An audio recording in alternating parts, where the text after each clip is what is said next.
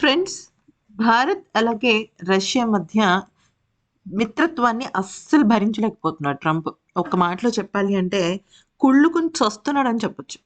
అయితే ఈ క్రమంలో చాలా విషయాలు జరిగాయి. ఒకప్పుడు ఏంటంటే టారిఫ్స్ ఏ రకంగా తిప్పికొట్టాలి, భారత్ ఏం చేస్తుంది, ఇలాంటి రకరకాల విషయాల పైన చర్చలు నడుస్తుండేవి. కానీ ఇక ఇప్పుడు ట్రంప్‌కి అలాగే పుతిన్‌కి అంటే రష్యా వర్సస్ అమెరికా స్టార్ట్ అయిపోయింది. యుద్ధం ఎక్కడ స్టార్ట్ అయింది అంటే, ఇక్కడెక్కడ కాదండి. ఉత్తర ధ్రువంలో స్టార్ట్ అయింది. అంటే నార్త్ పోల్ ఆర్కిటిక్ జోన్‌లో స్టార్ట్ అయింది. ఆర్కిటిక్ జోన్‌లో స్టార్ట్ అవ్వటం ఏంటి అంటే, ఏదో ట్రంప్ తనకి నోటికొచ్చింది మాట్లాడుతుంటే చూస్తూ ఎవ్వరు ఊరుకోరు. మా పనులు మేము చేసుకుంటాము అంటూ మనం సినిమాల్లో జనరల్‌గా చూస్తూ ఉంటాం చూసారా? విలన్ని భయపెట్టడానికి హీరో పెద్దగా ఫైటింగ్ చేయడు. జస్ట్ షర్ట్ ఉప్పి వాడికున్న సిక్స్ ప్యాక్ చూపిచ్చి ఒక్కసారి ఇట్లాగా ఒళ్ళు విరుస్తాడు. దెబ్బకి ఆ వీరత్వానికి దానికి ఒక్కసారి ఆ విలన్ అనేవాడు వెనకడుగు వేస్తాడు. అయితే ఇక్కడ ట్రంప్‌ని నేరుగా రష్యా అలాగే పుతిన్ గాని ఏమి డైరెక్ట్‌గా నువ్వు చేస్తుంది తప్పు అని అనలా. కానీ మేము చేయాల్సింది మేము చేస్తాం నాన్న. మాకు తెలుసు కదా మేమేం చేయాలో అన్న ఒక కాన్సెప్ట్ మీద సూపర్‌గా మలుపు తిప్పుతున్నారు.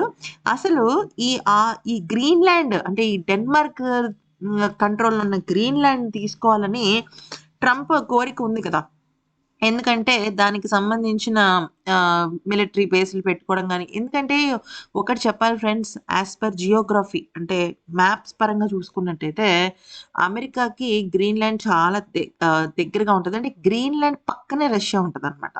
సో, ఎప్పుడైతే గ్రీన్‌లాండ్ ఆక్రమించేసిందో అమెరికా, రష్యాని అటాక్ చేయడం చాలా ఈజీ. అయితే ఒక్కసారిగా అంటే నిన్న నైట్ అంటే మన భారత కాలమానం ప్రకారం ఏంటంటే 12థ్ ఎర్లీ మార్నింగ్ మన కాలమానం ప్రకారం వాళ్ళకేంటంటే నైట్ అనమాట. 11థ్ నైట్ లేదా 12థ్ తెల్లవారుజామున ఒక అద్భుతమైన ఎయిర్ క్రాఫ్ట్ జెట్ రీఫిల్ అయింది. ఏంటి రీఫిల్ అయితే ఏంటి? ఇదేంటి పెద్ద విషయం మాకు అర్థం కావట్లేదంటే, చాలా పెద్ద విషయం జరిగింది. ఆ విషయం ఏంటో తెలుసుకునే ముందు జస్ట్ ఈ వీడియోకి ఒక్క లైక్ ఇవ్వండి ఫ్రెండ్స్. ఇక్కడి దాకా మీరు 2 మినిట్స్ పాటు విన్నారు అంటే, మీరు ఖచ్చితంగా ఈ వీడియోలో అద్భుతమైన సారాంశాన్ని మీరు తెలుసుకొని తీరాలి. జస్ట్ ఒక్క లైక్ ఇవ్వండి. అలాగే మా ఛానల్‌ని సబ్స్క్రైబ్ చేసుకోండి. వీడియోలోకెళ్ళినట్టయితే ఒక టీయూ-142 ఎంకే అనే ఒక హంటర్ ఎయిర్‌క్రాఫ్ట్ జెట్ ఉందండి. ఇది ఫర్ ద ఫస్ట్ టైమ్ ఏమైందంటే ఆర్కిటిక్ ఏరియాలో అంటే మొత్తం అంతా కూడా మంచే ఉంటుందన్నమాట. ఉత్తర ధ్రువం, దక్షిణ ధ్రువం అంటారు చూసారా? దానిలో ఉత్తర ధ్రువం అంటే గ్రీన్‌లాండ్‌కి అది దగ్గరగా ఉంటుందన్నమాట. దాన్ని రీఫిల్ చేయించారు. రీఫిల్ చేయడం అంటే ఏంటంటే దాన్ని పూర్తిగా సంసిగ్ధం చేశారన్నమాట. ఏముంది అది సంసిగ్ధం చేస్తే ఏంటి అంటే ఆ ఎయిర్‌క్రాఫ్ట్ జెట్‌ని ఆ ఫైటర్ జెట్‌ని మనం అస్సలు తక్కువ అంచనా వేసేదే లేదు.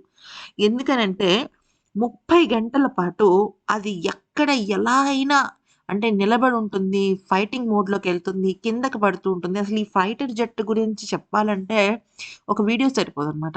అసలు రష్యా దగ్గర ఉన్న అత్యంత ఆహ్, డేంజరస్ ఎయిర్‌క్రాఫ్ట్ జెట్‌లో ఇదొకటనమాట. నెక్స్ట్ ఆర్కిటిక్ వెదర్ ఎలా ఉంటుందో తెలుసా? -79, -100 కూడా ఉంటుంది. అంటే ఫ్రోజన్ ఇదైపోతుందనమాట. అంటే ఫర్ ఎగ్జాంపుల్ మీకక్కడ చలి ప్రదేశం ఎలా ఉంటుందని చెప్తాను వినండి. ఫర్ ఎగ్జాంపుల్ మనం ఒక కార్‌లో వెళ్తుంటాం. కార్‌లో వెళ్తున్నప్పుడు చలిగా ఉంది కదా! అని చెప్పేసి అద్దం తీసి వేళ్ళు బయట పెట్టామనుకోండి, చల్లటి గాలి తగులుతుంది. కానీ ఈ ఆర్కిటిక్ ప్లేస్‌లో వేళ్ళు బయట పెట్టామనుకోండి, వేలు గడ్డగట్టుకుపోయి ఆ వేలుని కోసేస్తారు ఆ ప్రాంతం వరకు. అంత చలి ఉంటుందన్నమాట. -100 అంటే. అటువంటి చలిలో కూడా ఇది ఆల్‌మోస్ట్ ఎన్ని కిలోమీటర్లైనా దూసుకొని వెళ్లి మరీ ఫైట్ చేస్తుంది. అంటే ఇది ఒక యుద్ధానికి సంబంధించిన జెట్ ఫ్లైట్ అన్నమాట. అయితే ఇది రష్యన్ నేవీ రికార్డ్స్‌లో హిస్టారికల్ ఫైటర్ జెట్ అన్నమాట. ఫస్ట్ టైమ్ ఇది మార్కెట్‌లోకి తీసుకొచ్చారు. మార్కెట్ అంటే దీన్ని యుద్ధ రీతిలోకి తీసుకొచ్చారు. దీన్ని రీఫిల్ చేశారన్నమాట. రీఫిల్ అంటే అన్ రీఫ్యూలింగ్ అంటారు. అంటే దీన్ని ఫ్యూయల్ ఎక్కిచ్చి దానికి సంబంధించి డ్రిల్స్ చేస్తూ ఉంటారన్నమాట. అటు ఇటు, ఇటు అటు తిప్పుతూ ఉంటారు. అసలు దీని గురించి చెప్పాలి అంటే ఇది ఏదైనా చేసేస్తుంది. నీళ్ళల్లో, మంచులో, గాల్లో ఆఖరికి భూమి మీద కూడా ఎటువంటి పరిస్థితుల్లో అయినా కూడా ఇది ఆహ్, ముందడుగు వేస్తుంటదనమాట. దీన్ని గ్రీన్‌లాండ్ చుట్టూ తిప్పడంతో అక్కడ పరిస్థితి మొత్తం మా కంట్రోల్‌లో ఉంది అని ట్రంప్‌కి చెప్పే ప్రయత్నం చేశాడు పుతిన్. లేకపోతే ఇప్పుడు ఆ జట్టు తీయాల్సిన అవసరం ఏంటి? గ్రీన్‌లాండ్ చుట్టూ తిప్పాల్సిన అవసరం ఏంటి? అయితే ఇక దీనికి సంబంధించి ట్రంప్ కూడా రియాక్ట్ అయ్యాడు. ఏమన్నాడంటే, "మేము ఒకవేళ గనక గ్రీన్‌లాండ్‌ని తీసుకోకపోతే ఐదర్ రష్యా అయినా తీసుకుంటుంది, లేదంటే చైనా అయినా తీసుకుంటుంది. సో, మేము తీసుకోవటం ఖాయం. అది యుద్ధ రూపంలోనా, లేదా డబ్బులిచ్చా, లేకపోతే దౌత్యపరమైన అంటే డిప్లొమాటిక్ కాన్వర్జేషన్సా నేను చెప్పలేను. కానీ గ్రీన్‌లాండ్ తీసుకోవటం మాత్రం ఖాయం" అని చెప్తుందనమాట. ఇక్కడ మీరు చూడండి చాలా క్లియర్‌గా ఈ మ్యాప్ అది కూడా మనకు అర్థమవుతుంటుందనమాట. ఆర్కిటిక్ అంతా కూడా మంచు ప్రదేశం. సో, ఇక్కడ ఈ పైన గ్రీన్‌లాండ్ ఉంది గదా! ఆ రెడ్ మార్క్ ఉన్నది. దాని పక్కనే రష్యా ఉంటుందనమాట. సో, అమెరికా ఇక్కడ ఉంటుంది కాబట్టి, ఇక్కడ గ్రీన్‌లాండ్ గనుక ఆక్రమించింది అంటే రష్యాకి అది చాలా పెద్ద ముప్పు. సో, రష్యా దీన్ని ఎక్కువగా ఎంటర్‌టైన్ చేయదనమాట. సో, ఈ రకంగా ట్రంప్ ఎప్పుడైతే గ్రీన్‌లాండ్ మాది అన్నాడో, ఆ ఫైటర్ జెట్ అనేది చాలా అద్భుతంగా తిరుగుతుందనమాట. అంటే ఇక్కడ ఇంకో మాట కూడా అన్నాడు ట్రంప్. మేము ఒకవేళ గనక మాన్‌స్టర్‌గా అంటే రష్యా ఒక మాన్‌స్టర్‌గా మారితే, మేము దాన్ని తగ్గట్టుగా ఒక డిప్లొమాటిక్ రిలేషన్స్‌ని మేము చూస్తూ ఉంటామని చెప్పడం అయితే జరిగిందనమాట. అయితే ఫస్ట్ ఏరియల్ రీఫ్యూయల్‌ని సెలబ్రేట్ చేస్తూ ట్రంప్ గ్రీన్‌లాండ్ క్యాప్చర్ ప్లేన్‌ని ప్రొవోకేటింగ్‌గా కనెక్ట్ చేస్తుందనమాట. అంటే రియల్‌గా జియో పాలిటిక్స్‌లో ఆర్కిటిక్ మెల్టింగ్ వల్ల new shipping roots, resources, military bases అవన్నీ ఇంపార్టెన్స్ పెరుగుతూ ఉంటాయన్నమాట. సో, ఈ క్రమంగా మనం చూసినట్టయితే చాలా గట్టిగా రిటాలియేట్ అయ్యేటట్టే కనిపిస్తుంది రష్యా గ్రీన్‌లాండ్ విషయంలో. అంటే ఈ ఫైటర్ జెట్‌ని తిప్పడం వల్ల ఏంటి లాభం అంటే ఫ్రెండ్స్ మనం మామూలుగా ఒక యుద్ధానికి వెళ్ళేటప్పుడు అన్నీ సర్వం సిద్ధం చేసుకుంటూ ఉంటాం. ఓకే. అంటే నువ్వు సిద్ధంగా ఉన్నావు, యుద్ధానికి మేము సిద్ధమని సమరశంఖం పూరించాల్సిన అవసరం లేదు. దానికి సంబంధించిన ఇటువంటి పనులు చేసినా కూడా చాలా అద్భుతంగా ఉంటుందనమాట. అంటే ట్రంప్ అర్థం చేసుకోలేనంత చీప్‌గా అయితే లేడు.